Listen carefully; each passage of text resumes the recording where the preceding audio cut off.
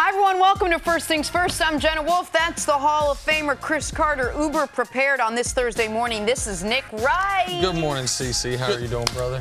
Fun show yesterday. Good morning, Jenna. Good morning, Nick. Bring up the watch. I'm going to cut your hair off. What? Too late. Man, I had, Someone we had already a beat lot you of to commentary on that watch. People responded to that segment yesterday. Yeah, there's a lot of idiots out there.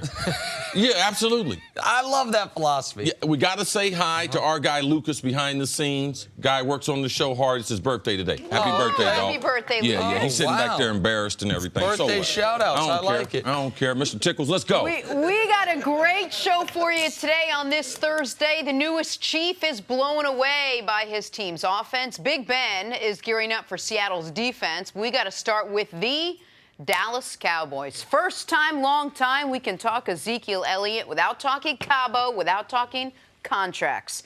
The Cowboys had Zeke back in the lineup for Game 1, but certainly didn't need him as Dak Prescott mopped the floor with the Giants. Zeke rushed the ball just 13 times in an attempt to ease him back into that offense. But this week against Washington, the All-Pro back says he's ready for the full workload. Didn't get used to close to the normal workload, so I had a couple bruises, but I felt pretty fresh. How close are you ready to maybe a normal workload this week? I'm thinking I'm ready now for the normal workload. Just depending on how GB and Kellen and Coach Garrett are feeling on Sunday. But if they ask me, I'll be able to go out there and do it. All right, CC, Kellen Moore put together a great game plan for the Cowboys this past Sunday, one that really let Dak Prescott shine and didn't rely, obviously, heavily on Ezekiel Elliott. Do you expect a full workload for Zeke after only 13 carries in his first game? This is what I would like to do with Dallas. I believe Dallas is in a unique situation, and very, very few times can a team change their characteristics. And because of Zeke, because he missed the camp, and because the holdout, and he would like to think, yeah, now I'm on my second week of practice, I'm ready for a full load. Well, no, you're not. I would take it and look at the schedule. I've been trained by the NFL. I'm going week to week, but I'm in TV now. Yeah. I can forecast. Happy. Yeah. And the reason why you don't know Zeke's going to hold out, but also, you don't know that schedule is going to turn out the way it is. You got the Giants, you got Washington, and then you got a high school team from Miami.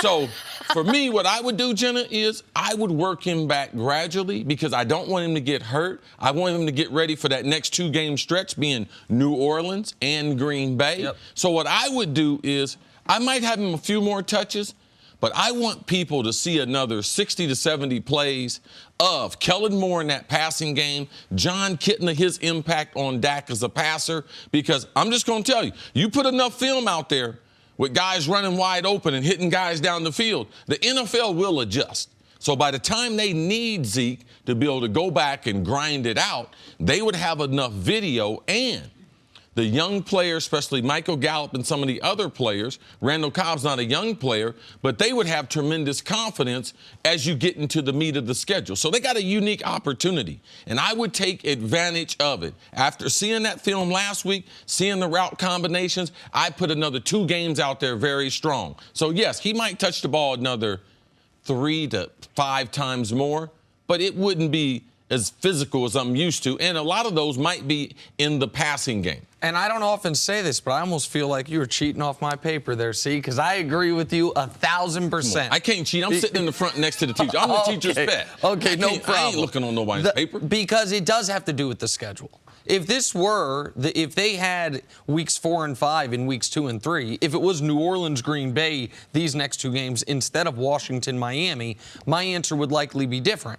Because then I don't think Dallas's best offense, no matter how well Dak plays, is one where Zeke touches the ball 13 to 17 times. I think their best offense is one where Zeke touches the ball 20 to 25 times because he is still, week 1 notwithstanding, their best player. But what is best for the Cowboys in a very winnable road game is for Dak and the passing game to try to continue this momentum, to try to continue feeling great about themselves. And you mentioned Kellen Moore, and obviously Kellen Moore had some really nice adjustments. They did a lot more pre-snap motion. They did a lot more play action in week 1 than they were doing last year.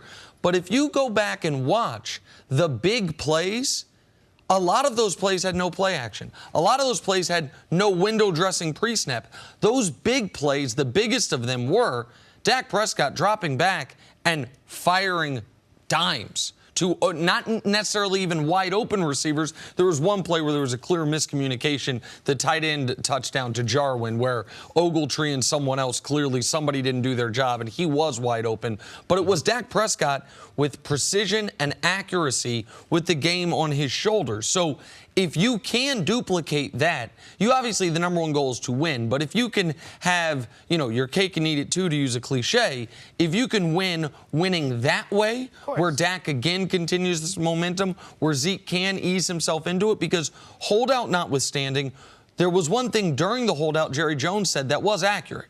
We do want Zeke peaking at the end of the season. We don't want to overuse Zeke at the beginning of the season to where he is worn out by the end of the season if they are going to be a playoff team. So for all those reasons, I agree wholeheartedly with Cris. See if Dak can do it again, and see if by the time you get to Saints-Packers, if when they're game planning for you, they're like, geez, can we put 8 in the box? Can we defend the Cowboys the way we have the last couple years? Yeah, and just because Zeke wants a heavier workload doesn't mean Kellen Moore is going to game plan a larger workload for Ezekiel Elliott. But Nick, you said something interesting. If games 4 and 5 were games 1 and 2, maybe this decision would be different. Also, had the Cowboys lost to the Giants, maybe things would be different and there'd be more pressure to get him in. But they have the luxury and the comfort now of having seen what Dak Prescott could do in an offense that was able to succeed without relying too heavily on the run game. Yeah, run it back. Try to do that again and then ease him in. And let's not forget, Kellen Moore's only been in one NFL game calling plays. Let's let him get some reps. I'm not as concerned about Zeke and his ability to be effective as I am about Kellen Moore when we get in highly contested games, when he's calling plays against Sean Payton. Man, I mean, that's a huge advantage to the New Orleans Saints. But as we grow throughout the season, and I know through talking to one of Dallas staff members, they were pleasantly surprised at the rhythm for which Kellen Moore was able to call plays. So, man, these next 2 games are very important, not only for their young quarterback, but even a younger coordinator, Nick. And the one other thing that happened in week 1 that we should mention that I feel like has gone unmentioned throughout the weeks up to this point was Travis Frederick's return showed up. It showed up on the stat sheet, and it showed up on film. Of all the games played on Sunday, no quarterback was pressured less as a percentage than Dak Prescott.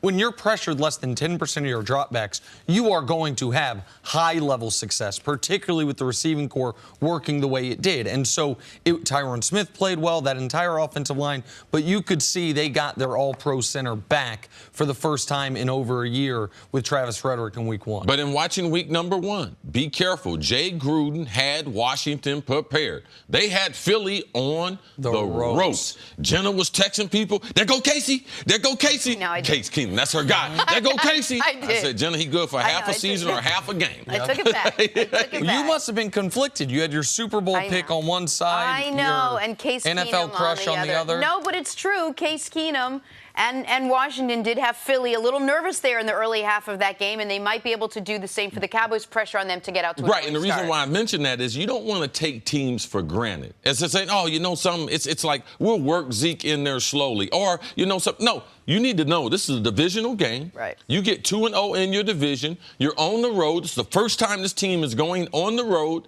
The formula to being successful is I need to win at least half of my road games. I go 7-1 at home. And you're 11-5. And you're looking good. So for me, it becomes important in this rare 3-game window, developing my passing game, creating film out there that the NFL realizes that, Dallas is throwing the ball a lot like they had done the previous 9 games, Nick, because we can't forget how effective Dak and Amari were the second half of the season. And real quick, you mentioned Dallas going on the road for the first time. The flip side of that is home opener for Washington. So a little extra juice for Washington in that regard after being on the road in week 1, coming home and seeing what they can do. All right, Cowboys want the win, but the Steelers need a win. Coming up, is Pittsburgh on the verge of an 0-2 start? That's next on FS1. You can always check us out on the Fox Sports channel. That is on Sirius XM. We'll be right back. Are you ready for what's ahead? You can't always predict the future, but you can game plan for it. Generations of families and businesses have harnessed the power of Pacific to help them reach their unique goals.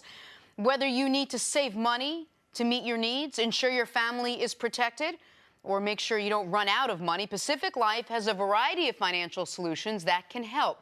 Pacific Life counts more than half of the 100 largest U.S. companies as its clients and has been named one of the 2019 World's Most Ethical Companies by the Ethisphere Institute. Protecting what matters most to people for 150 years and counting, that's the power of Pacific. Ask a financial professional about how Pacific Life can help you game plan for your future, or visit www.pacificlife.com.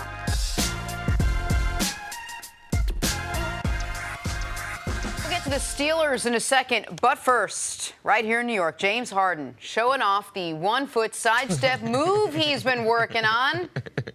What? That's Danny Green guarding him right there. Danny Green's a good defender. Folks saying Harden was traveling on his stepbacks last year, so he decided to change it a bit.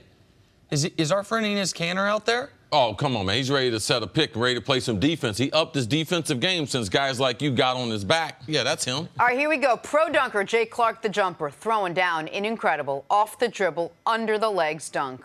All right, I got to watch this again. Oh, he bounced it. Caught it with the same hand. Oh, that was nasty. I've never seen that one before. You got to catch the beginning of it. He goes between his legs with his right hand, catches it, switches to his left.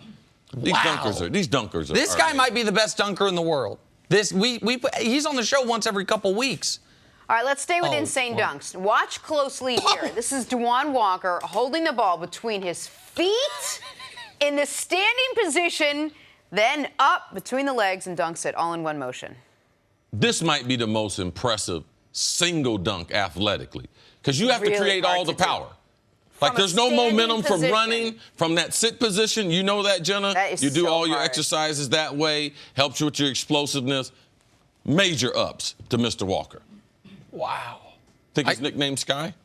Oh. Could very well. I like that. I don't think it is, but I like the idea. Oklahoma High School football. Carl Albert's Jadavian Traylor making a great one-handed diving catch. I got to watch it again. Okay, high schooler. What's my man's name? Javion. Javion. I didn't think, because with the uniform and everything, because he was a lighter complected fella, the name fit the depiction of the wide receiver. But the hands matched the name. It's a dude with some hands with a name like. Y'all don't understand. I got it, and I had something to say. I got too scared. I'm gonna say it in an hour. I say that same thing. That's what you were scared when you're getting your hair cut. You had to go tell your wife, hey, can you make the barber cut my hair the way I want to? Scary dude. Here we go.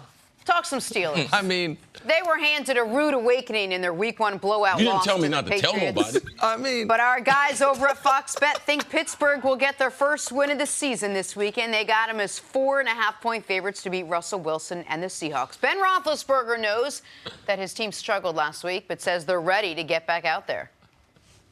It's not like all of a sudden we have to go back to the drawing board and start, doing this, just, scratching everything, crossing everything out. Where do we go from here? It's just we all need to, starting with myself, play better. And it's nothing drastic on anybody's plate. It's just little things here, little things there. I told the guys on Monday when we came in here, we were out doing our run and stuff, and I said, hey guys, look up.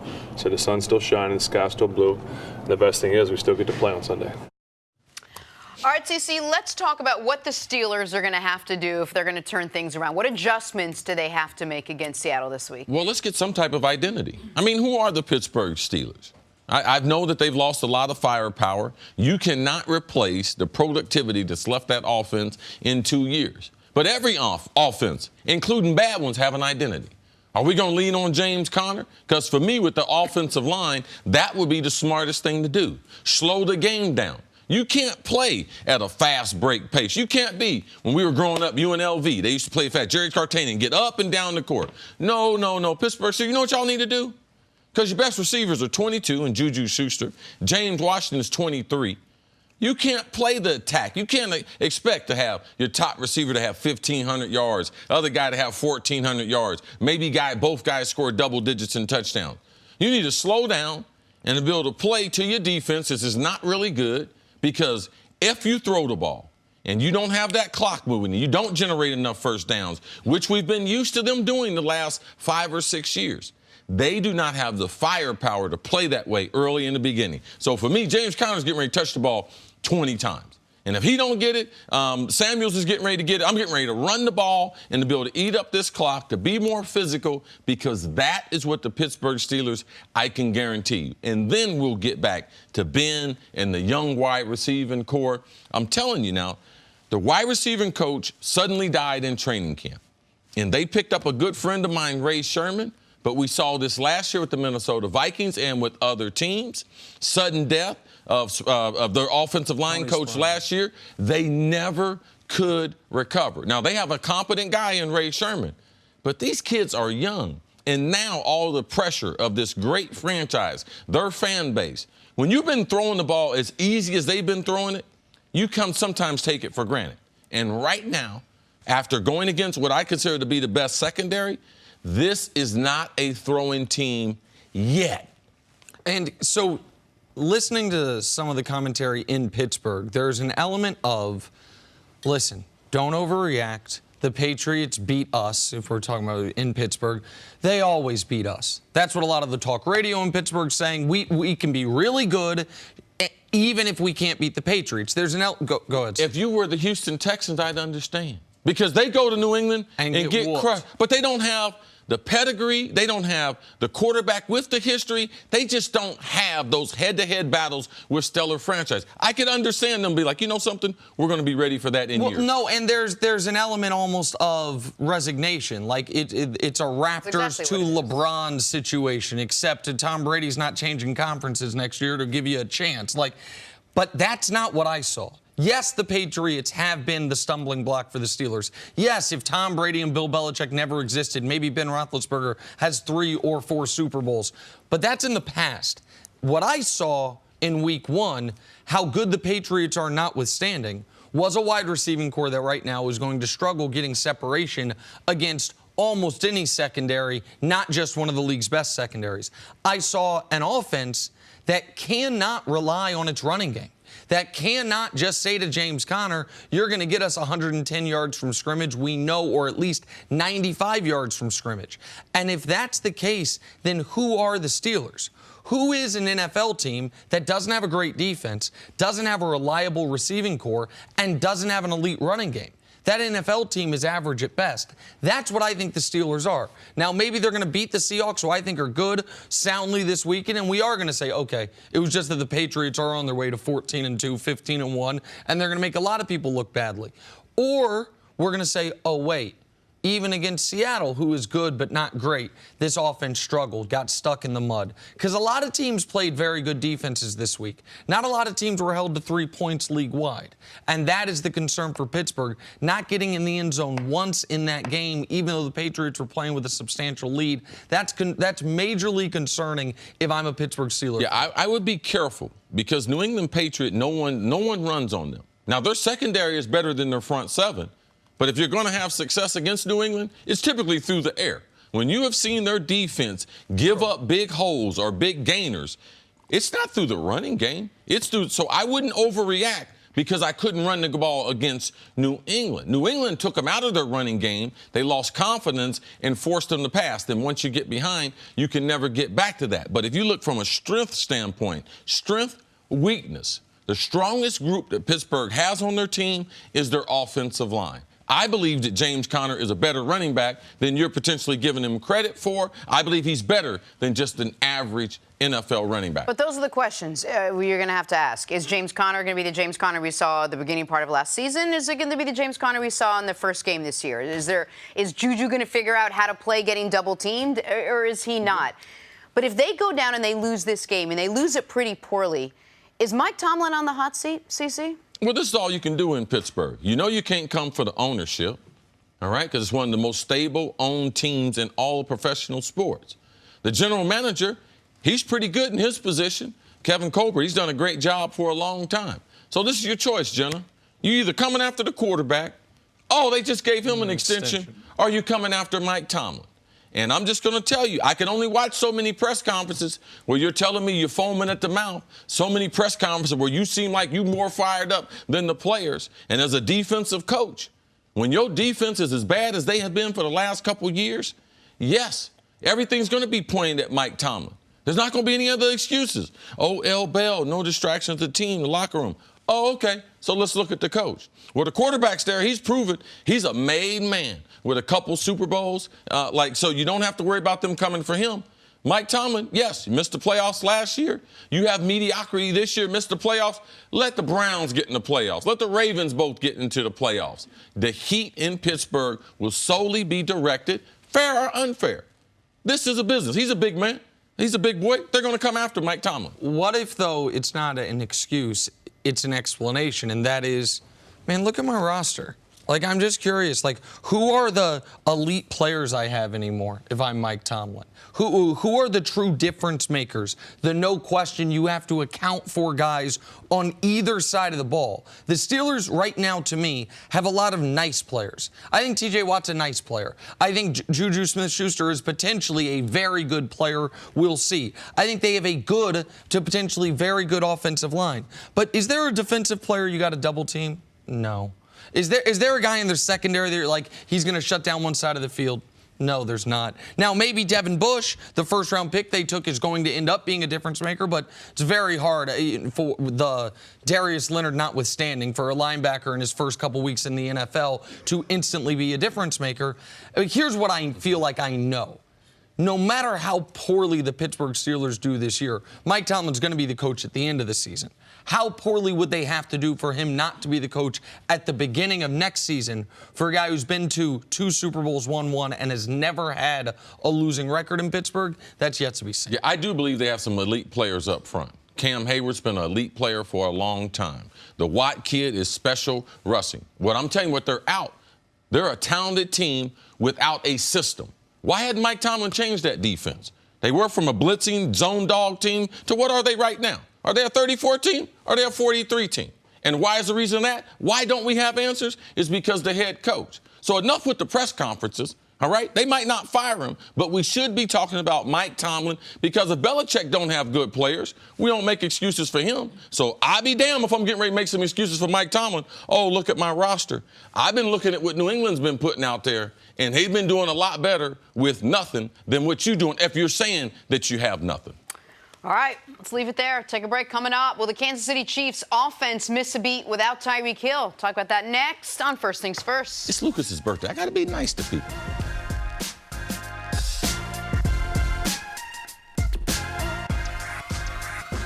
All right, time for us to go viral. Kyler Murray and the Cardinals are preparing to take on Lamar Jackson and the Ravens Sunday on Fox. See, you'll be in Baltimore on the call.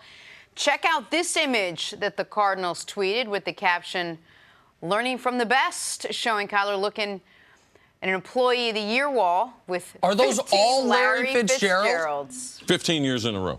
15 years in a row? Yeah, they need to sell him a piece of the team. You got the money. You're right about that. 15 years in a row. 15. That's great. None of those years, Jenna, did he wear a watch on the field. Oh, because if he would have, Jenna, oh my God, I would have flown wherever he was and snatched him by his dreadlocks, drug him off the field. Boy, I have taught you better. Your mama taught you better. Your daddy taught you better. Man, 15 years in a row, Jenna. All right. And OBJ's Also, NFL Man of the Year, something some other people will never get. Okay. Well, he could flame Congrats to Fitzy. By the way, you can't represent him. I'm not because he's representing too him. much straight down the middle. By the way, I mentioned to your good friend and former coach and offensive coordinator Brian Billick what a hard and fast stance you're taking on diva wide receiver behavior. He had a few comments about. Yeah, what did he say? Go ahead, give me the most diva thing I've ever done. Well, I can't speak. Yeah. Oh, I had a Mercedes 1000. Yeah, no, that's a rich person thing. That's not a diva thing. You can't be a diva receiver unless you're rich. Right. Agreed. Now we're having. You know, because when AB was broke, what was about? he? Hard working. Oh, I'm here. And then what happened? Call God. Stories to start your morning now. Dak Prescott. Congrats to Fitzy. Dak Prescott was named the NFC's Offensive Player of the Week after his monster opening win over the Giants. 400 passing yards, 4 touchdowns. Nick, has Dak taken that next step? Well, I mean, he did in week 1. Come on. What? Give it up, man. Well, in week 1 does not make a season. You and Shannon are slow on Dak. Oh, Dak, come on, give it up. In week 1, what else the guy got to do? No, again, do it again. He doesn't. I mean, again. What he has to do is again. Now, he doesn't have to be that good again, but here's what Dak needs to do in week 2. Just don't take a step backwards. Just stay where you're at, and it will be progress because he took 3 steps forward in week 1. So if he just stays there, he's still ahead of pace. But no, I can't say he's taken the next step yet, but he seems to be on his way. This is the thing, Jenna. It depends on if they like the player or not. If you missed the last half of last season, you'd be like, yeah, Dak took a step the first week. But if you watch the last half of last season, you're like, man, he's up and running now. This ain't no baby steps. We have a second half of last year. He had Amari. They have a whole training camp together. They add Randall Cobb. He looks excellent. They give him time, and he continues to step into his throws. Don't only watch where he's looking, but watch when he comes off to the 1, to the 2, to the 3. That's, after talking to members of the staff, that's what he's doing better than he's ever done before. All right, moving on to Deshaun Watson. He almost led the Texans to a last-minute win over the Saints, but sadly, almosts don't count in the NFL. Watson's heroics led to some high praise from Hall of Famer Brett Favre. Favre said that Watson has ice water in his veins. See, what do you think of Favre's comments? It's true, but it just didn't start when he got to the Texans. Nope. Go back and check him out when he was in Georgia playing football in high school. You go to Clemson. He's got one of the great records against the University of Alabama, Nick Saban, as far as individual player. Who was the most successful over their college career? And that guy right there would be at the head of the class. So what he's doing in the NFL is what Nick and a lot of other people expected, even though he dropped a little bit in the draft. He's missed 9 games in his tenure there with the Texans and has only 7 quarterbacks have more winning drives than him. Only 7 quarterbacks have more game-winning drives over the last 2 years, to Chris's point, and he's only played a season and a half of football. He has been, and it does go back to Clemson. I don't know if college football does an official all-decade team, but if they did, for me, he would be the quarterback of the 2010s, and we've had some great quarterbacks come through college football in the 2010s because of what he showed you in the biggest moments, and he has continued that into his NFL career. Hopefully, he gets some help this week up front against a ferocious Jags pass rush. And very few of them look like a Heisman Trophy winner. Once they got to the league, he instantly looked like one. All right, moving on to some news out of L.A. Phillip Rivers will be without his tight end, Hunter Henry. Henry suffered a left knee injury, reportedly expected to miss 4 to 6 weeks. Nick, how big of a blow is this to the Chargers? It's a blow for the Chargers. By the way, I would be shocked if he only misses 4 to 6 weeks. A tibial plateau fracture is an injury that has knocked people out for the season before, and the Chargers are kind of known to soft-pedal the injuries. I remember Joey Bosa last year. He was going to be ready by preseason game 3, and he wasn't ready until into the season. Chargers seem to, of all the organizations in sports, have the worst injury luck, if it is luck, year after year. Hunter Henry, after blowing his ACL last year, now having this injury this year, it's brutal. Unfortunate for him. A promising young player has suffered significant injuries early in his career. And this is the kind of guy they don't watch out. Some people when they're reviewing the games are going to get him screwed up. Oh, come on. How are you going to do that to your friend? How are you going to do that to your friend? That ain't right. That's a good throwback to last season. I talked to him the other day. He know. He's straight, man. Okay. All right, we got all some my friends know football tonight. I'll flame them. That makes us friends. That's a fact. Oh, I feel so much better. Cam Newton and the Panthers host Jameis Winston and the Bucs on the NFL Network. Both teams coming off tough season-opening losses, but for very different reasons. Unlike the Bucs, the Panthers really just need a few tweaks as they sit 6.5-point favorites in this one. That according to Fox Bet. Cris Carter, what needs to happen for the Panthers to pick up their first win of the season tonight? I'm going to be looking at Cam Newton, but I'm going to be looking through him, looking at that Carolina defense. Because when they've been good, they've been a top 10 defense. Didn't look like that last week against the Rams. Got gouged in the running game. I look for them to try to force a lot of turnovers with Jameis, put a lot of pressure on him early because they have high expectations inside that locker room. And that defense has high aspirations. They know not only does Cam have to be healthy and playing well, but that defense, it's got to be playing at a championship level for them to reach their full potential next year. And for the Carolina Panthers, tonight starts the most critical stretch of their season. And by that I mean over the next 6 weeks, they play 5 teams last year that won 5 or fewer games. If they are going to go on a run, it starts tonight, and it goes from now until about Halloween, when they could really put themselves in the similar position they were in last year at 6-2 midway through the season for a promising season last year that I believe only got derailed by Cam's shoulder injury. You talked about the defense. I want to talk about the offense because Cam joked about it in the press conference, like, maybe Norv Turner's got Christian McCaffrey on his fantasy team. But the things that have made Cam Newton special, the things that have made Cam Newton an MVP in this league, he was not allowed to do in week 1. No deep balls thrown and essentially no runs. He ran the ball, 2 times in that football game?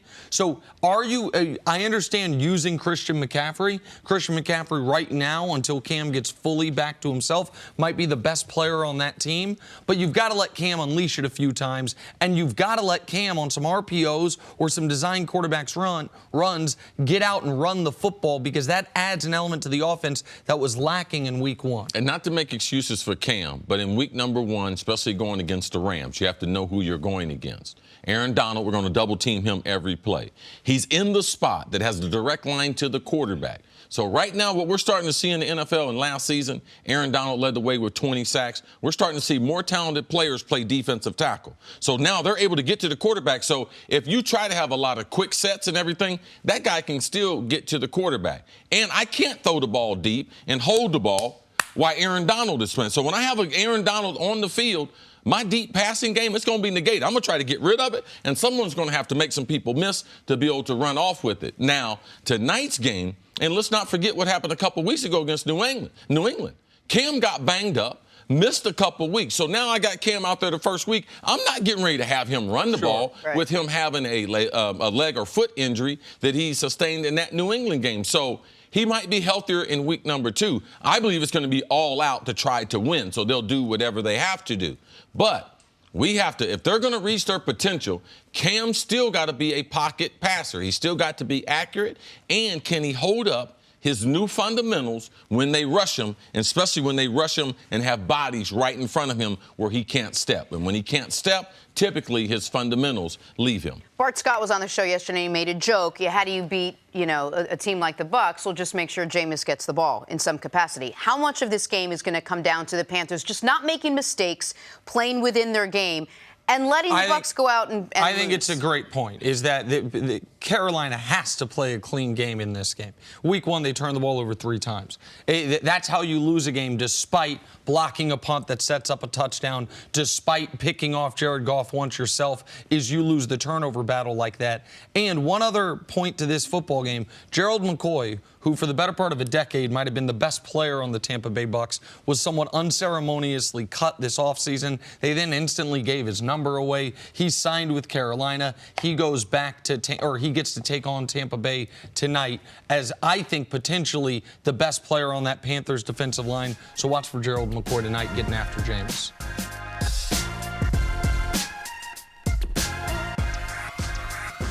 All right, let's move on to the Kansas City Chiefs. The running narrative around Patrick Mahomes this preseason was regression. How could the reigning MVP possibly repeat the incredible season he had last year?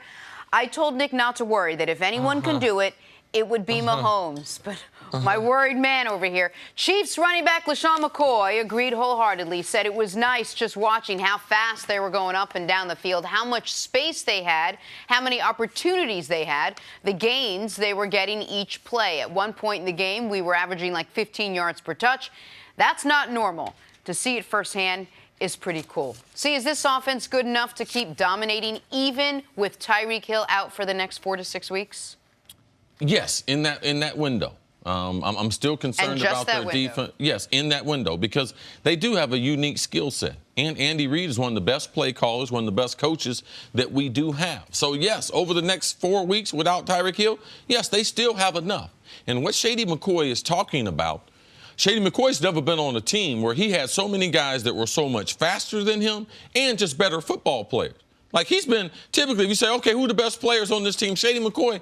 After you go one, Shady McCoy is going to be mentioned in that. Yep. And he's not, and he sees that. It doesn't take long to be able to see it. They have, on any given Sunday, they have 1 or 2 receivers that can go for 150 to 200 yards. And it's not just because they're quarterback, because they have that big play type ability. Sammy Watkins, that wasn't a mirage we saw last week. With him being healthy, that's what Sammy Watkins, that's how you can be a top 5 pick. That's how you can be a freshman All-American, dominate college football as a true freshman when he came from Fort Myers, Florida. Tyreek Hill, we know, is a special player.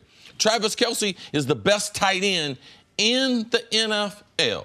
Ain't no conversation. What about? No, he's the best tight end in. And Patty Mahomes is special with the ball. Andy Reid puts them in a position where they can play fast to create those big plays. So, no, Shady is right. Shady's not lying about this one, Nick. Well, and for LeSean McCoy, going from that Bills offense to this Chiefs offense has to be an element of being a vegetarian for a few years. And then even his years when he played in Philadelphia. Yeah. They were talented there. Right, but Philadelphia, though, was much closer to the talent level on this Chiefs offense than Buffalo was. It was Shady McCoy in a cloud of dust for a long time there. There was limited passing attack, to say the least. But one of the things that was so impressive to me about the Chiefs in week 1, and I think when a month from now, 2 months from now, we're going to look back on dropping 40 casually in Jacksonville, maybe with even more optimism than we are right now, because that's the only time we've seen Jags defense this year. I think they're going to be really good again, is the way they did it. Tyreek Hill got hurt early in that game, and still they had dynamic plays down the field. 9 different guys caught a pass. And you mentioned Travis Kelce. I think with Tyreek Hill out, he becomes the key to this whole thing, because Travis Kelce, while he isn't a Gronk-level run blocker, he is a good run blocker, and he is a dynamic pass-catching tight end. I totally agree with C that he is the second-best tight end in football. Maybe it's George Kittle, maybe it's Zach Ertz, but we know who the best tight end in football is. And the other question, and this applies to Shady McCoy, is did he do enough in week 1 to jump over Damian Williams and become the feature running back in Kansas City? Because if you were going to get anything close to that level of LeSean McCoy production, a level that I thought at age 31 we weren't going to have anymore in this league from him, then that is an element the Chiefs offense lost last year when they cut Kareem Hunt. When they were running back by committee and will figure it out, LeSean McCoy this weekend looked outstanding. But, of course, all starts with Patrick Mahomes, who in that first quarter was 8 of 9 for 211 yards and 2 touchdowns, and the Chiefs kind of coasted from there. Mahomes is going to, even without the most dynamic deep threat in football, put his team in position to score 35 points every single week. The question with the Chiefs is the one we're not asking right now, which, of course, comes back to the defense. One thing we got to give Andy Reid credit, because you'll say Patty Mahomes had the stats, 8 of 9, but the guys were wide open. Yes. That's play calling. Yep. That's not Patty Mahomes. He wasn't looking someone off, coming to the other side. No. Andy Reid had a great game plan. He put a lot of work into the game plan with Jacksonville. I don't know if we'll look back and say, you know something, this Jacksonville defense is great. Jacksonville, to me, is a team that can implode. They're talented, but they could be 4-12. All right? So we could look back at it in a couple months and be like, well, Jacksonville, yeah, because I've seen some other teams. Pittsburgh. Not in Jacksonville, but Pittsburgh. Man, they went up and down on them. So they have about once a month a clunker of a game. Was that the clunker, or is that just a new norm? Jalen, they didn't extend him. He keeps talking about that. That's a major distraction. Other guys out there getting paid. So watch Jacksonville. And their big-time middle linebacker got thrown out in this game, which early in the game, which hurt them up. Yeah, Miles Jack. Yep. And the norm for Kansas City's offense is going to have to be 35, 40 points until we know what they have on defense. Yep. All right, coming up, should the Cowboys give defense. Zeke a full workload in week 2? New England's terrified. That's ahead on First Things First. And Cris already engraving the championship rings for the Pats. It's y'all might as well go on to Miami. I don't know why we doing it. Cris Canny is here. Cris, thanks for being with us and being a part of our family drama every day. Good to be here. Let's get to it. Let's get to it. Eagles in Atlanta Sunday night to face the Falcons. He's no Philly amateur. overcame a slow start to pick up a key divisional win last week over Washington. They know they can't do that again this week against the Falcons, even though slow starts sort of became their theme last season. They ranked dead last in first quarter points in 2018. Their head coach, Doug Peterson, knows it and knows the test that lies ahead in the Falcons. I mean, it's a solid defense. When you look at them, you know, that's why you can't go off of last week, because we know this defense. I mean, it's another good test for us offensively. It comes down to execution, how well we prepare this week. But this is a playoff caliber team with a playoff caliber defense. Let's go. All right, Chris Caney, what do you think the key will be for this game? I think if you talk to both Doug Peterson and Dan Quinn, they would tell you that they want to start a lot faster than they did. You look at what happened with the Eagles in their game against the Redskins. They didn't score their first points until right around 4 minutes before halftime. At that point, the Redskins already put up 17 points on the board, but they shook off the rust. A lot of their starters didn't play throughout the course of the preseason, and they were able to get on a roll. They scored on every single drive from that point on, with the exception of one. The Atlanta Falcons, that's a different story. I mean, that game looked ugly. They went up to Minnesota and got mollywopped by the Vikings. Are the Vikings real good? We got to watch out now. Well, no. I'm not saying that the Vikings aren't good. I'm just saying that they got a beat down up in Minnesota. Yes. That's exactly what happened. It didn't look like they were prepared. They got a couple of touchdowns late in that game, but that was garbage time. Minnesota had already scored 28 points. If you look at the Atlanta Falcons' first possessions, they had block, punt, interception, punt, fumble, punt, halftime, interception, punt, and then, of course, the last 2 touchdowns. But if you look at all of the turnovers, that's a disaster. if you look at all of the turnovers, the Minnesota Vikings scored points on all of the turnovers. They capitalized on those opportunities. And when you look at what that defensive front did to Matt Ryan, I mean, after the first play of the game, Matt Ryan is picking himself up after Anthony Barr sacks him. The interception that he threw in the first quarter, that was forced by Danny Hunter in the pressure. And so at some point, the Atlanta Falcons, that offensive line that they invested in, that offensive line that they have 5 first-round draft picks, including this year's 2 first-round draft picks, Lindstrom and McGarry. I thought they're going to have to step up and block. When you first said that. You said that a couple weeks ago. The only line with 5 first-round. I'm like, what? 5 first-round picks? And they haven't had a good offensive line. So you're talking about a key to the game up front. That Minnesota got after them. And Dalvin Cook, run defense or lack of run defense. Now, Grady Jarrett for Atlanta played well. He was outstanding. He stayed in Minnesota's backfield. But when you only force Kirk Cousins to throw the ball 10 times, how you going to win that game? So that game from the beginning, Minnesota was playing at a different level. But if they can't rush the passer, that being the Falcons, how are you going to be able to negate Carson Wentz, walk it to him Wentz? That's what my man Shannon. Shannon said he throws such a pretty ball, he can just walk it to him. So you got to be able to get after him and get him off his spot early now. And yesterday I mentioned the 6 teams that are 0-1 that have to be really concerned about how they played in week 1. I understand there's 15 teams in the league that are 0-1, but there were 6 teams that it's like, wait, is there anything from game tape we can take from the game? Is there any positive? The Falcons were one of those 6 where it's like, no, not really. We didn't really do anything well. And they were only one of 3 who have real expectations. Other teams on the list were like the Giants, who we know are rebuilding, the Dolphins, who we know are rebuilding. Atlanta, though, better be careful here.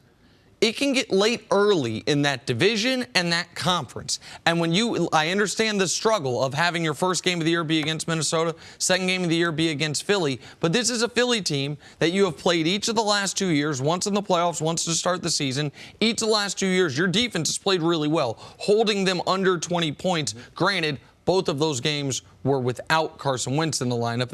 Nick Foles was the starting quarterback for Philadelphia. I understand that. And both of those games, you had a chance to win it at the very end, down less than a touchdown, first and goal, and you couldn't punch it in.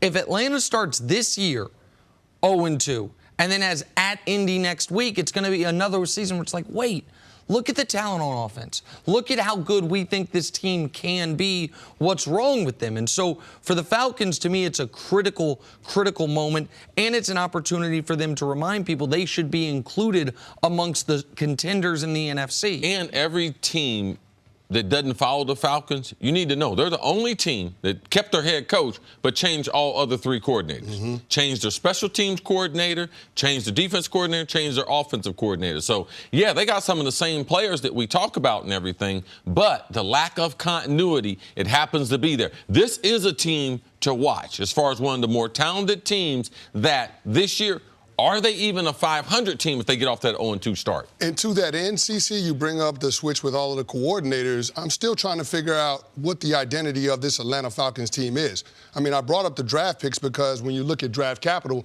it would give you some insight into what they want the identity of that team to be. But the Atlanta Falcons just haven't been that. Look at their offense. Look at all the first-round draft picks that they have on their team. Not just the offensive line. Julio Jones, Calvin Ridley, all of these guys. Matt Ryan. those guys have got to be able to step up. They've got to be able to do something with the ball in the early part of the game. You only get the ball 10 to 12 times in a game. I mean, to start the way that they did in Minnesota, that's unacceptable. And so that team is going to have to play a lot more physical if they want a chance to be competitive in this Eagles game. Eagles didn't start that great either, which, like I said earlier, is a theme carried over from last year. How do they do that? How do they pick up getting Deshaun Jackson involved early? How do they come out firing unlike what they did last week? Well, if I'm Philadelphia, as great as Deshaun Jackson was throughout this game and as good as Carson Wentz and the offense was after the first quarter and a half, really, I want to see if Atlanta can stop my running game. They have three, to me, more than competent running backs in Philadelphia. We just saw Atlanta get run all over. I want to start there. I want to start with my offensive line against that undersized defensive front that is built to play with the lead and to play fast and try to gouge them the way Atlanta did, the way the Vikings did. And then, once I have the running game going, that's when I try to hit him over the head with Deshaun Jackson. That's when I try to hit him with the deep shots, and that's when I try to have Carson Wentz be more of almost the reverse of what a lot of teams do, which is try to get the lead passing game early, salt it away with the run game late, have a heavy dose of the running game if you're Philadelphia early, and then allow that to open things up for Aguilar and for Ertz and, of course, for Deshaun Jackson. Yeah, when you're on an explosive team like Philadelphia, I've been on a lot of teams like this, and you start talking as far as offensive players, how important every time you get the football as an individual. And the reason why is it's important that Alshon is successful, because if he's not successful, he dropped the ball, I'll throw it to D-Jack. I'll throw it to Ertz. I got other guys that I can go to. So for me, going into week number 2, you can never think you know what's going to happen. So you can't go out there and say, you know something, Atlanta, they got run on last week. You know something, we're going to run on them. In the NFL, what happens? Man, they put their big boy pads on and something, you're like the film, you're like, where'd they come from? Now they're stopping the run. So don't have your mind made up. Philadelphia, it's a blank script every week. They should be able to gouge you with the running game and the passing game. But if I'm Carson Wentz, if I'm Doug Peterson, every game I'm going out there with the confidence that I can carve you apart throwing this football. And I don't believe that their secondary, especially their safeties interiorly, can match up with the interior passing game, Zach Ertz, and what they can do going down the middle of the field with the Philadelphia Eagles. All right, we got to take a break. Kenny, stick around. Coming up, what do Big Ben and the Steelers need to do to beat Seattle? That's next on First Things First.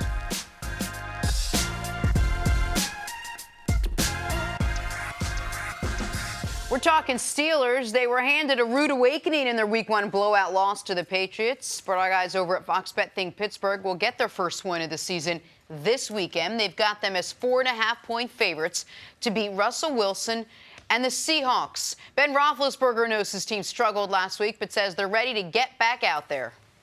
It's not like all of a sudden we have to go back to the drawing board and start, doing this, just, scratching everything, crossing everything out. Where do we go from here? It's just we all need to, starting with myself, play better. And it's nothing drastic on anybody's plate. It's just little things here, little things there. I told the guys on Monday when we came in here, we were out doing our run and stuff, and I said, hey guys, look up. I said, the sun's still shining, the sky's still blue. And the best thing is we still get to play on Sunday. All right, Chris Canty, is Big Ben right? Is it just a few tweaks here and there for the Steelers to get back on track? Well, after you lose by 30 in your first game, it's more than just a few tweaks here or there. Now, I don't want to overreact, but the Pittsburgh Steelers, that performance was unexcusable. And when you look at the defensive side of the ball, they got a lot of work that they got to do, especially with their pass coverage. They're trying to get back on the winning track.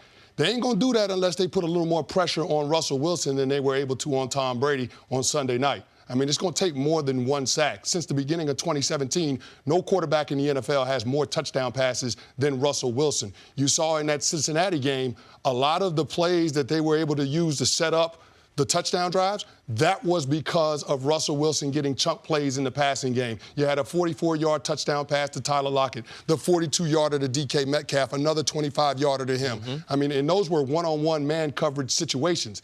Even when Cincinnati lined up in zone, at some point in the down, zone turns into man, and you got to be able to cover somebody. And so the Pittsburgh Steelers have got to clean that part of it up in order to try to have some success. But in part, rush and coverage have to work together. And so if you're not putting more pressure on the quarterback, then the quarterback is going to have more time and more opportunities to make accurate throws down the field. And that's the part of it that the Steelers got to get right. If they don't do that, they won't have a chance on Sunday. I agree with you wholeheartedly. The defense needs to play better, but they also scored the fewest points of any team in the league this weekend. They were the only team, I believe, to not score a touchdown this weekend. Their offense, if their defense got a D, their offense got an F. Now, maybe both sides of the ball get an F in a 33-3 loss.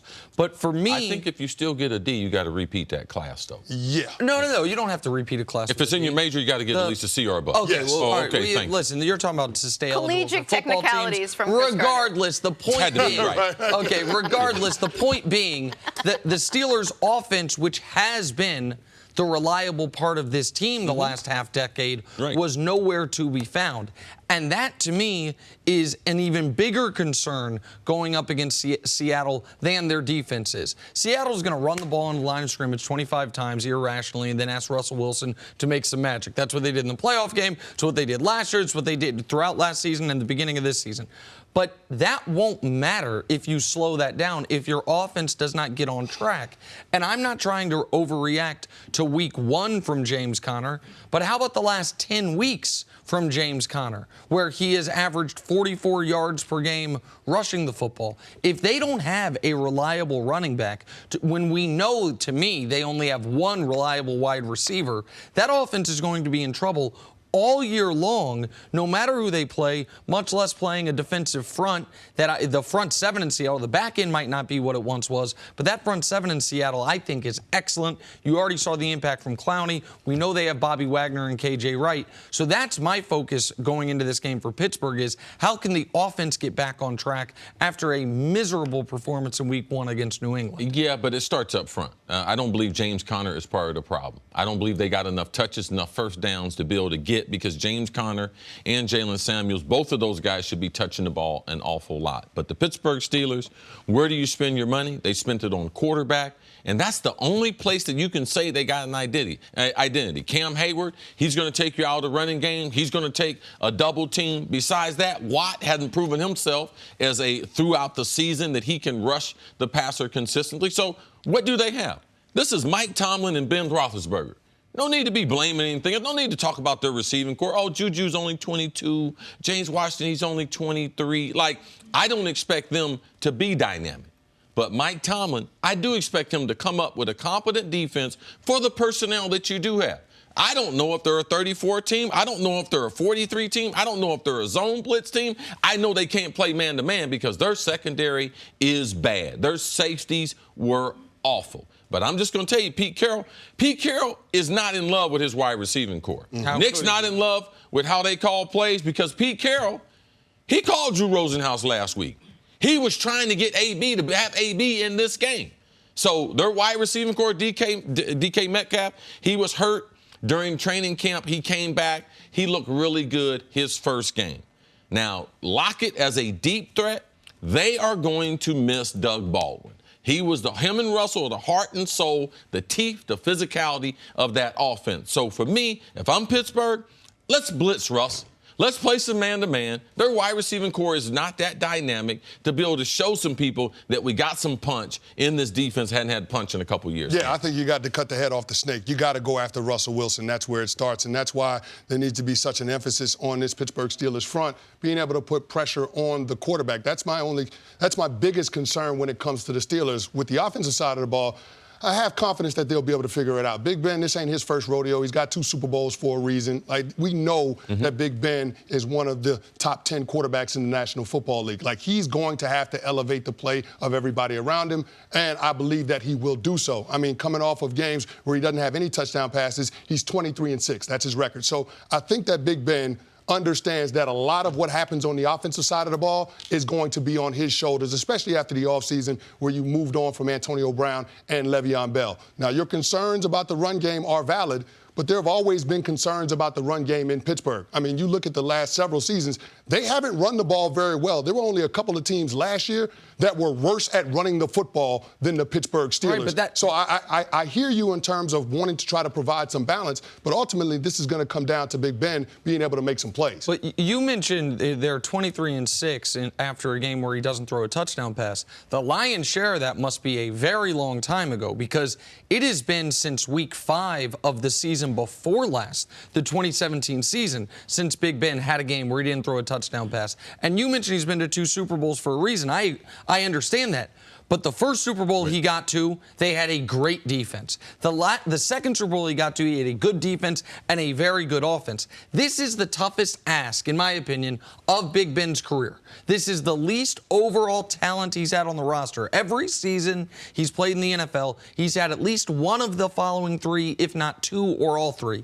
An elite defense, a true #1 elite wide receiver, or a great running back. In fact, he's played in front of one Hall of Fame running back, another guy in Le'Veon Bell, who was on a all-pro trajectory, depending on longevity, Hall of Fame trajectory.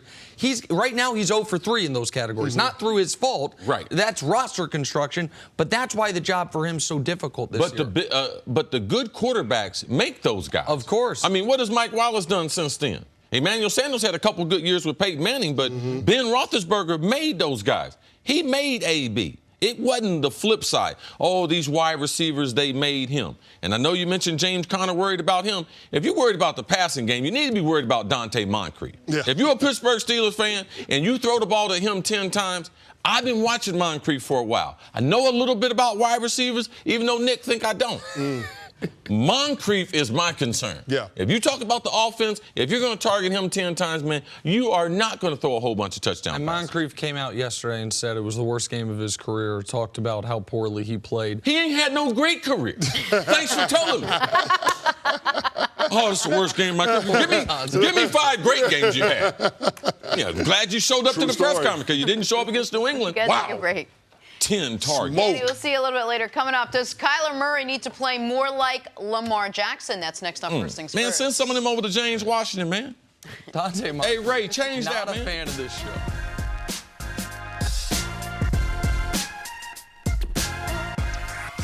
All right, we'll get to Kyler and Lamar in a second. But first, right here in New York, there's James Harden showing off the 1-foot sidestep move he's been working on all summer. Now, what's he trying to accomplish on this? I don't understand. Remove the threat of the travel on his step back 3. People last year were saying it was a travel. Now he's not landing before he does it. That's what he's trying to accomplish. No, he's going to do that in games. Well, to me, it's not going to get him that wide open. Danny Green is still right there on his shot. No. It's not necessarily because the separation's created by the step back. It's to remove the ability of the ref to call the travel on him. I'm just telling you. Listen, I didn't teach it to him. You asked me the question, I answered. I'm just watching basketball. Shout out to our friend Enos Canner, friend of the show. Oh, was he there? Highlight. Yeah, he's on defense watching. Yep, Next, correct. pro dunker Confirmed. Jake Clark, the jumper, throwing down. This is an incredible off the dribble, under the legs, through the hoop, nothing but net. The catch was amazing. Right hand through his legs, catches it with his right, goes back through his legs to his left. Oh, that's net. Commissioner, let's do this, man. Open competition. I need these street guys versus the NBA guys. All right? $1 million NBA cash All-Star. at center court. Yeah, or half a Nick's salary, whichever one's greater. Oh. Interesting. Is that what's happening here? Oh, Jenna. Jenna, please. Dunks. Come on. Look we in year 3, here. Jenna.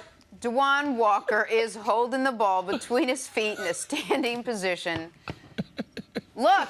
Well, Jenna, tell us about this. Tell us about the explosion, the athleticism. You know, this if takes. you're not running and you're just starting from that position, how much momentum you Who's need to gotta create all the generate power? on you yourself, your lower abs, lifting your legs up and getting the height to go up on there. a running dunk. Yeah, Nick, abs. It's the place Real quick. between On your a chest running and your dunk, waist. your legs. Who has to generate it on a running dunk? Who?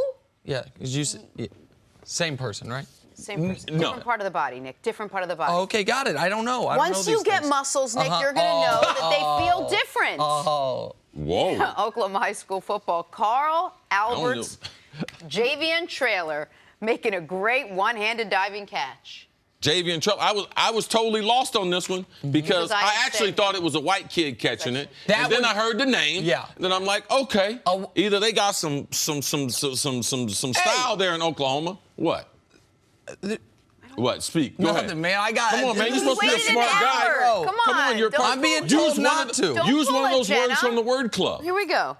Anyone can be named Javion, man. It works for everybody. That's a great name. Oh, Visa, let's do this. That's what we waited for? No, I censored myself again. For Where Would You Like to Be, sponsored by Visa. Everywhere you want to be. And CCU will actually be at the Cardinals-Ravens game in Baltimore, calling the game for Fox. This weekend, you'll get to see the dynamic Kyler Murray and Lamar Jackson facing off in person. Yesterday, Lamar was with us on First Things First and had this advice for Kyler.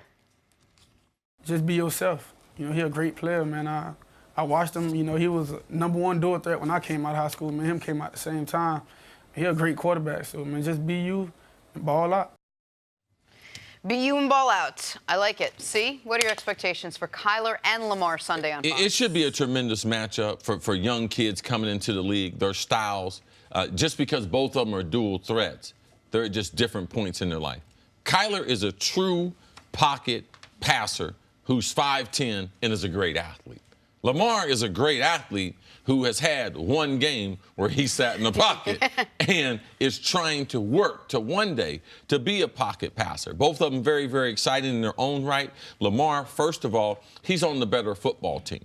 He's a lot more composed than he was last year. If you look at that last third of the season and then the playoffs, that was great experience for him. But he's got that institutional talent around him. Not being wide receivers, not being things like that yet, but he's got people in that organization that are supporting him as far as what they tell him, what they want him to be. Don't listen to any outside influence. That's why he keeps repeating, be yourself, because that's what John Harbaugh, and I would be willing to have a debate about this.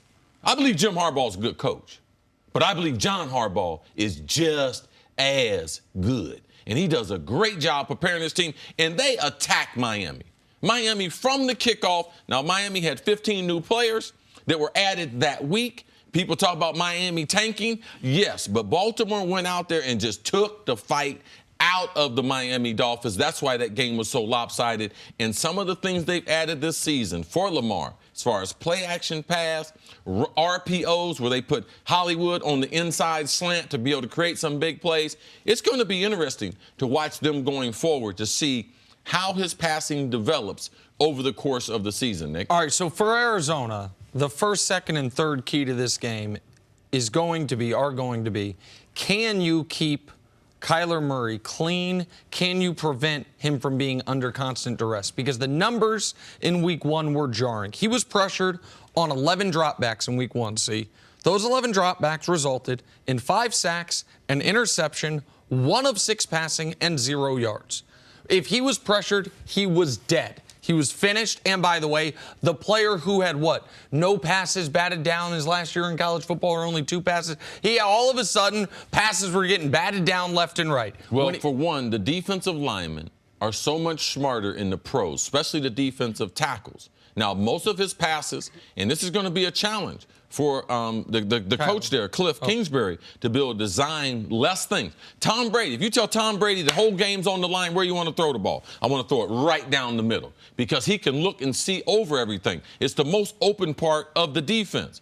If you ask Kyler where those passes get batted down, going right over the middle, because the defensive tackles of Detroit, they gave up rushing. They made eye contact with him, and when he was ready to throw, you could see they were getting their hands, and 5'10" makes a big difference when you're playing quarterback, and you could see that in game number 1. How do you get around that? Well, this is the big question that was coming into this season. In the beginning, you can roll them out some, you can do quicker throws, but what you really have to do is just prevent him from being under duress. You can give him a clean pocket where instead of the defensive linemen being 2.5 yards away from him, they're 5 yards away from him. That's the best thing you can do. But when Kyler wasn't pressured, he was really good. 28 of 48, 300 yards, couple touchdowns on the comeback. On the flip side, there's Lamar, and we know how great Lamar was in week 1. But I do want to give some context for how good Lamar has been since he took over. Cris, you and I don't know if we necessarily agree on this, but what you say all the time, what is the number one statistic for a quarterback in the NFL? Winning. Do you get on the winning bus? Lamar took over a team that was 4-5 last year. Since then, they are 7-2, with the 2 losses being to the 12-4 Chiefs on the road in a game they had won until Pat Mahomes did something magical, and to the 12-4 Chargers in a playoff game. So 9 games as a starter, 7 wins, 2 losses last year to the 2 best records in his conference.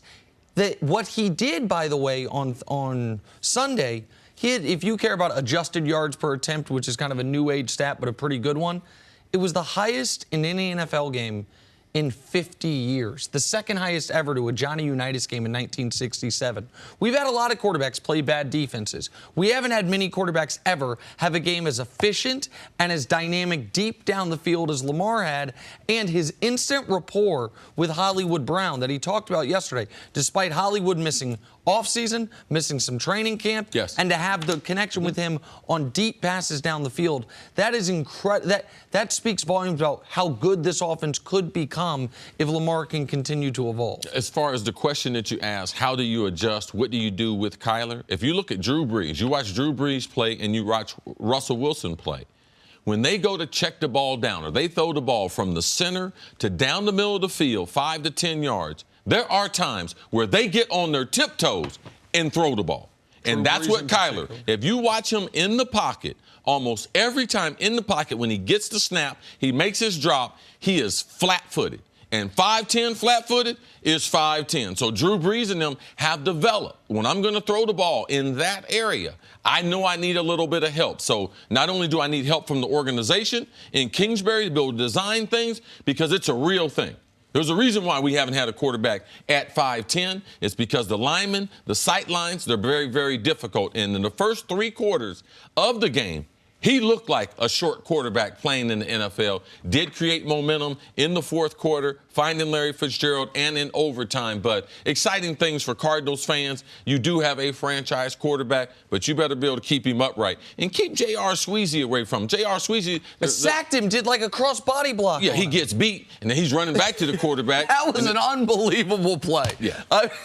So he's got to avoid both. The defense. Just you a call reminder, for that play when you're calling the game on Sunday. CC will be in the booth calling that game. Yeah. Call for that play. Say hi to us while you're there. No, just say my name. You know we got some promos. Jen, I got you. Okay. I got you, of course. Thank you. Was it that hard? Was that so much? You're on live television 15 hours a day, a week. First, you don't have enough attention? But his platform is going to be gigantic. Yeah, Nick doesn't realize that. Oh, yeah, I don't realize that. With his baby empire.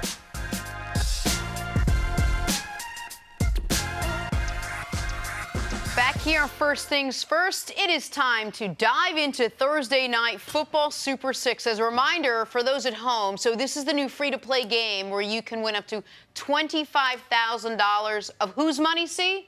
Terry Bradshaw. Terry Bradshaw. He got divorced 5 times, so they left him a little shekels and everything, but we getting the rest of it. Okay. So let's get it done. Sure. That. Also, Nick, one of the questions in this week's Thursday Night Football Super 6 is which team will win and by how many points? All right, so the part of this is easy for me. The Panthers are going to win, but by how many points? I waffled a bit between less than 7 and 7-14. I ended up landing on 7-14. I think there might be a defensive score in this game. The Panthers win by 2 scores. Panthers by 7-14. Chris Carter. Yeah, see right here, you can see the options. So what do you think? Well, the first couple, the Tampa Bay by 15. The only way they can do that, man, unless Jameis get a head transplant. Tampa Bay by 7-14, that's totally out the question. But in Thursday night in the divisional game, I'm a little concerned about Carolina in the short. They got embarrassed last week in not finishing that game strong. Right. Well, if you're supposed to be a playoff team, you should be able to finish and be able to get a score there against the Rams. I'm going with Carolina, but barely getting in that 7-14. Jameis probably gives them a gift late. Oh, okay, so like a 3-point Carolina lead. Tampa's trying to come back, pick 6 the other way. Carolina wins by 10, something like Cam that. has a big day. Cam has 275 yards passing. All right, we're on the same side on that one. Norv Turner, well, that means I'm probably going to lose then. Oh, no, man, I'm good at this stuff. I'm good at these. All right. Before the game kicks off tonight. Chilla was like, what is he good at? Download. I just went with it. Download the Fox Sports Super 6 app. Play Thursday night football Super 6 for free for a chance to win $25,000 of Terry Bradshaw's money. Yeah. I didn't have a good week last week. Did you not? All right, let's move on. Time for stories to start your morning. Dak Prescott was named the NFC's Offensive Player of the Week after his monster opening win over the Giants, 400 passing yards, 4 touchdowns. Nick, you think Dak's taken that next step? Oh, he's taken a few steps towards the next step, but 1 week does not a season make. And I can't say that Dak has moved into that tier of elite franchise quarterbacks. Not yet. Now, I understand he was on the right track at the end of last season, and I think he played the best game he's played in over 2 years in week 1 of this season. But I question the competition, and I question if it's duplicable. But a great job by Dak. Just don't take a step backwards this week, C. Did they play like one of those directional schools? Did they play Southwest Louisiana last week? They did. Did they play a D3 school like Alabama or something? Known as the 2019 New York Giants defense. Correct. Man, this is the NFL, man. There's talented players everywhere. What else can Dak do for those who don't like Dak? Just do it again. There you go. Do it. He did it the last 8 games of the season. He did it in the playoffs, Jenna. Dak is already making strides. For those who just don't like him, they just want him to make a few more. I don't dislike Great Dak. start last week with the passing game and his decision-making. All right, let's move on to Deshaun Watson. He almost led the Texans to a last-minute win over the Saints, but sadly, almost don't count in the NFL. His heroics led to some high praise from Hall of Famer Brett Favre. Favre said that Watson's got ice water in his veins. See, what do you think of what Favre had to say? No, Brett Favre is on this one. Brett Favre's got it right. Now, Deshaun Watson, what he has done, he's been special in high school. He was special in college. I got one of my college buddies, college coaching buddies. He texted me, dude had 1,000 yards against Alabama in 2 games. Because I talked about how good he was against Nick Saban.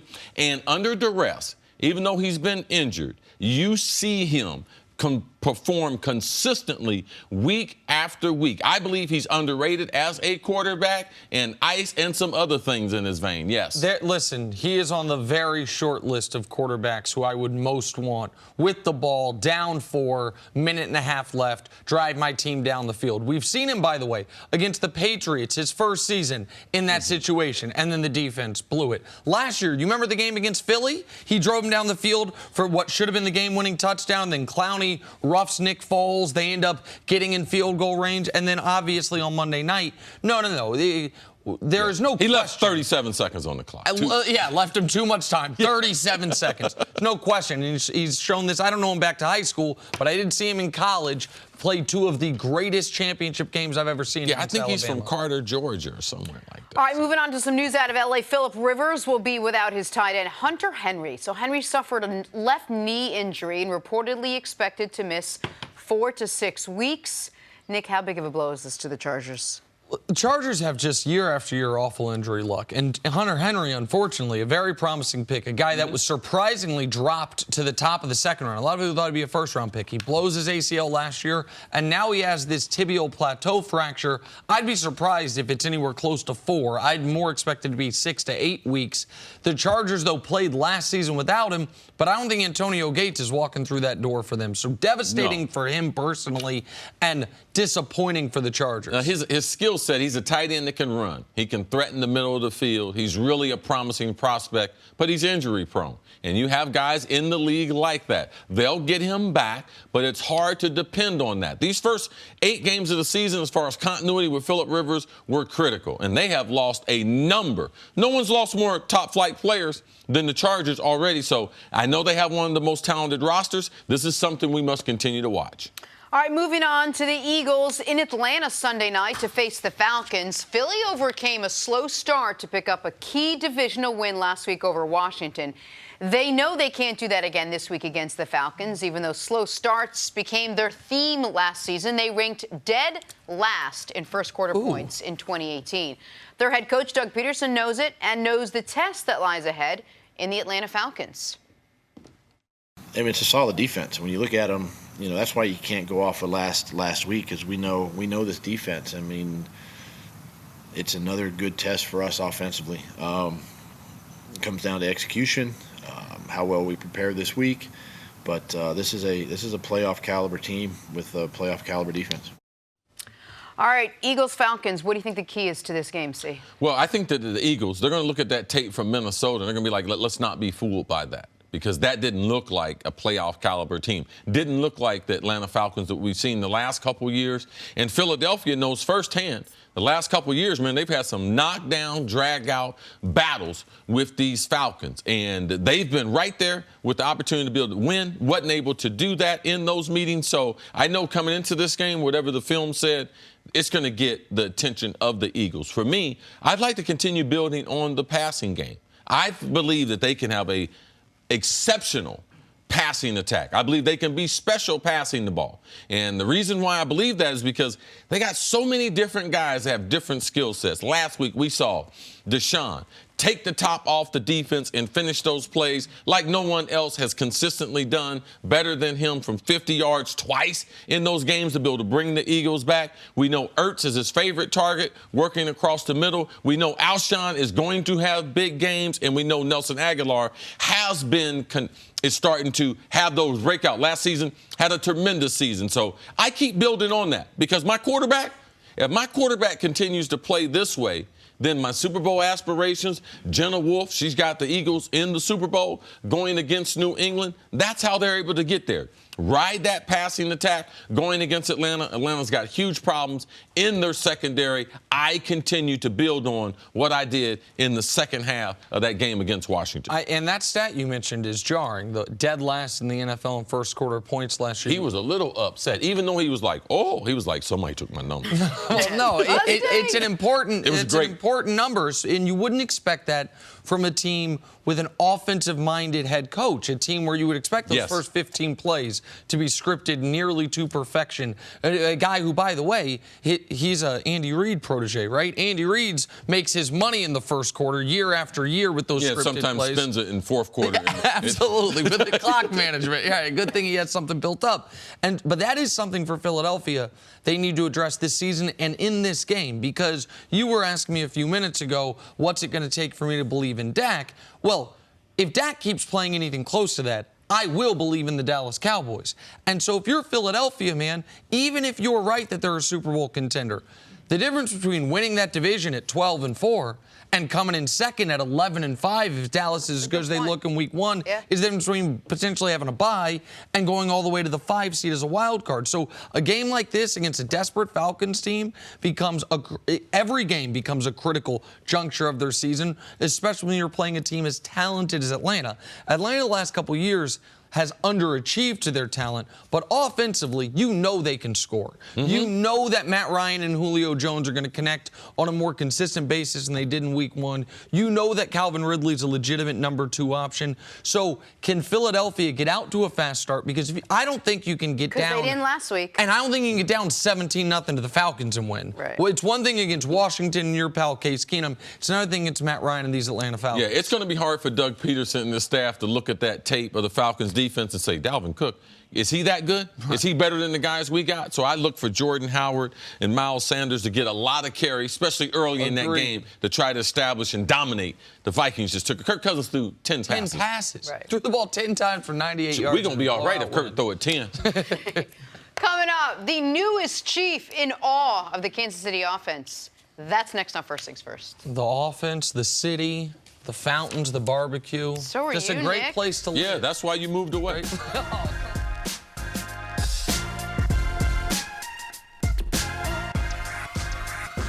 We are back here with Chris Canty. Canty, it's time for Say What?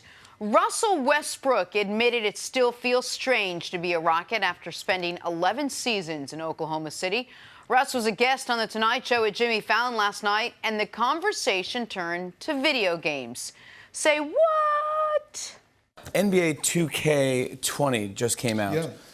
And a lot of people, it just came out, everyone's excited to play, but I don't know if you saw your rating. You know, they rate the players. You know what? In the game. I haven't even played the game yet. You know, I think, as you know. Would you like to know what your rating is tonight? I mean, sure, why not? I mean, LeBron is 97. Okay. Yeah. All That's right. the best. That's the best. Okay. Yeah. So you want to know your rating? Drum roll, please. Let's check it out. Your rating is 90.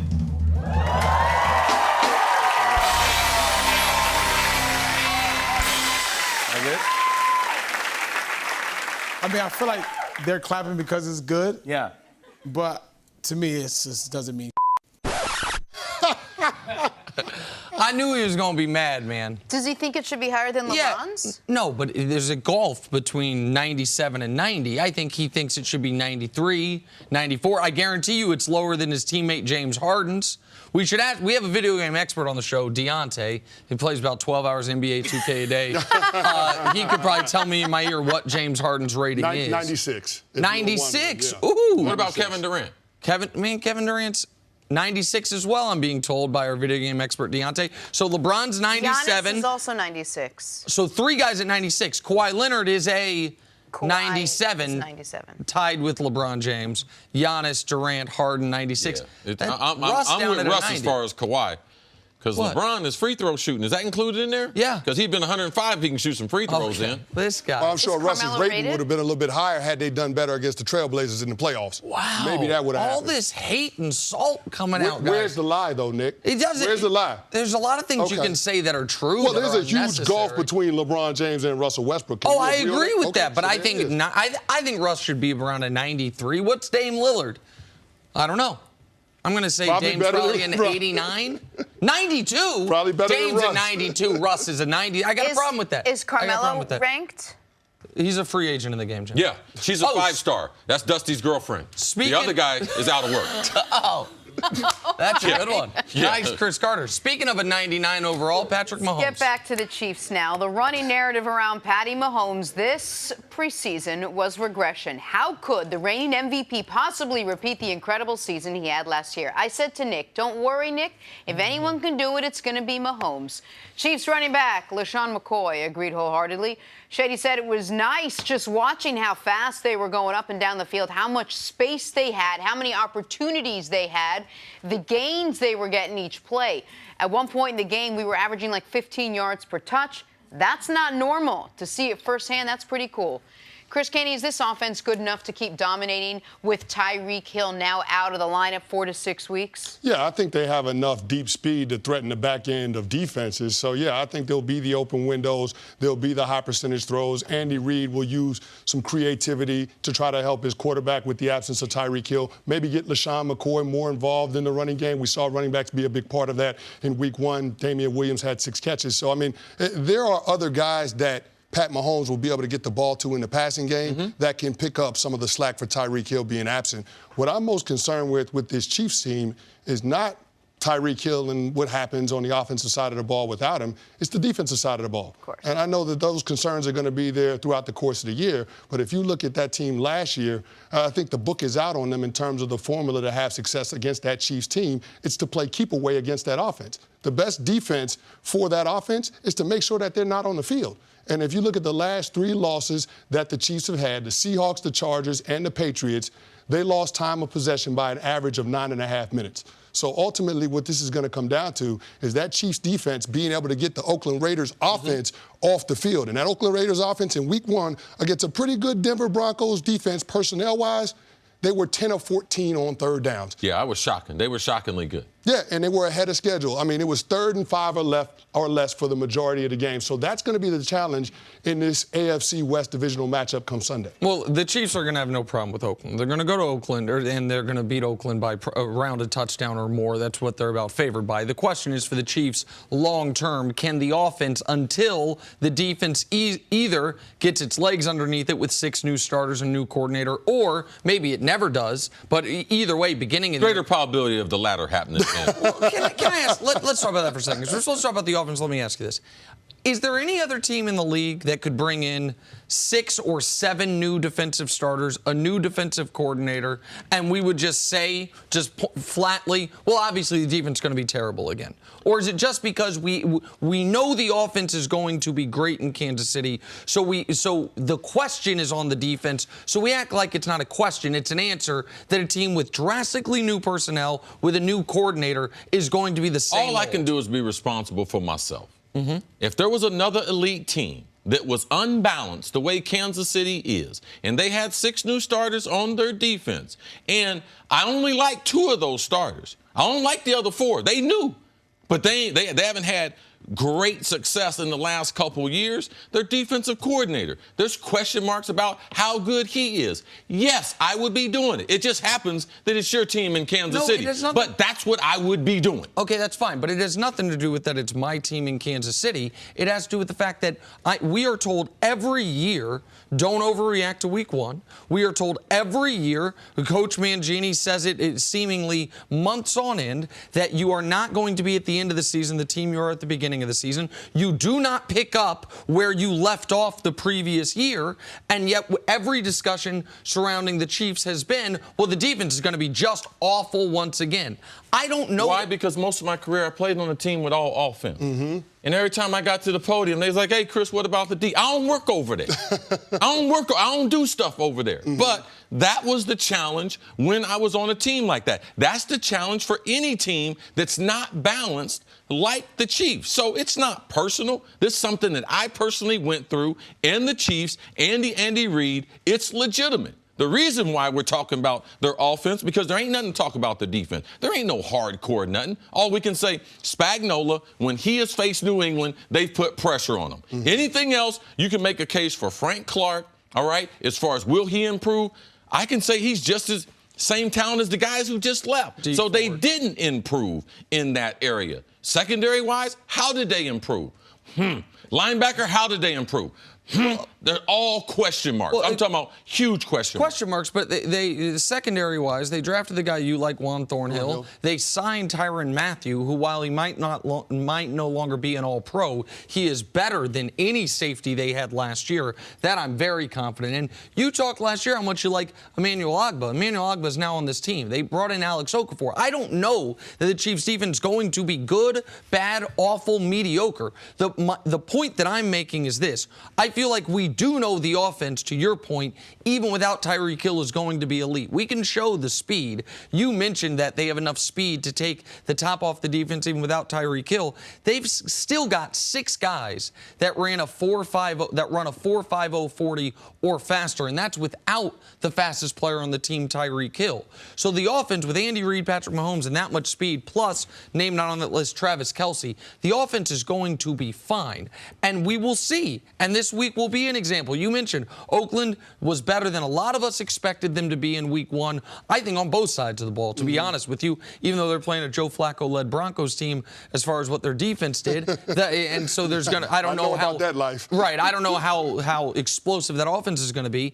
But we'll see if the Chiefs defense takes a stride this week after letting Gardner Minshew complete 85% of his passes. Or we'll see if it's going to be the same thing where if they don't score 35 points, they're going to lose. Yeah, it's the biggest problem. When you're a shooting team, it's like Golden State's been so sensational. When they won, not only they were great offense, they were great defensively. I've been on teams like Kansas City, and year after year, people ask me the same thing, Jenna. Your defense getting better? I say, man, we got 5 new starters. We got a new defensive coordinator. What ends up happening? They end up giving up 30 or something once we get in the playoffs or late in the season. So I think it's fair. People ask me my whole career. I've been on TV asking, I think Kansas City, the questions are how your defense, not how's your barbecue, all right?